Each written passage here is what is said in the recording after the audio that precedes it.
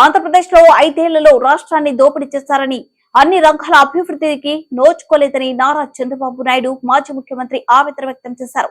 రాప్తాడులో జరిగిన ప్రజాగళం సభలో పాల్గొన్న నారా చంద్రబాబు నాయుడు మాట్లాడుతూ, వచ్చే ఎన్నికల్లో వైఎస్ జగన్ కు బుద్ధి చెప్పాలని చంద్రబాబు పిలుపునిచ్చారు. 40 లక్షల మంది భవన కార్మికుల కడుపు కొట్టారని రాప్తాడు నియోజకవర్గం చంద్రబాబు నాయుడు ఆరోపించారు. ఈ కార్యక్రమంలో మాజీ మంత్రి పరిటాల సునీత, ఎంపీ అభ్యర్థి బీకే పార్థసారథి, పరిటాల శ్రీరామ్, కాల్వ శ్రీనివాసులు, సత్యసాయి జిల్లా తెలుగుదేశం పార్టీ అధ్యక్షులు వడ్డే వెంకటరాముడు తదితరులు పాల్గొన్నారు. ఇసుక దేవుడిచ్చిన ఇసుక నదుల్లో కాలువల్లో ఇసుక ఉంటుంది. అలాంటి ఇసుకలో కూడా వెనక చూస్తే ఎంత అవినీతి పరులంటే ఇసుక నుంచి కూడా తైలం తీసే గొప్ప నాయకులు ఈ వైఎస్ఆర్ కాంగ్రెస్ దొంగలని చెప్పి మీకు తెలియజేస్తున్నా. 5 ఏళ్లు దోపిడీ చేశారు, ఇష్టానుసారంగా చేశారు.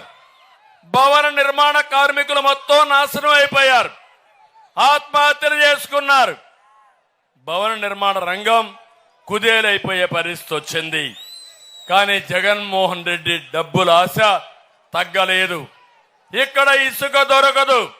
నేను అడుగుతున్నా, రాప్తాడులో ఇసుక దొరుకుతుందా మీకని అడుగుతున్నా. రాప్తాడులో ఇసుక దొరకదు, కానీ రాప్తాడు ఇసుక బెంగళూరులో దొరుకుతుంది దొంగలు దేశకపోయి.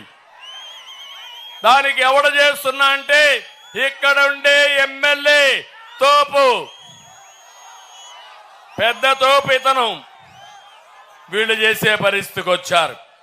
నేను ఇంకో పక్క చిన్న చిన్న కాంట్రాక్టర్లందరూ చనిపోయే ఆత్మహత్యలు చేసుకునే పరిస్థితి వచ్చారు, దివాలా తీసి. రాష్ట్రంలో 40 లక్షల మంది ఇసుక పైన ఆధారపడి భవన నిర్మాణ కార్మికులున్నారు. అందరూ దెబ్బతిన్నారు.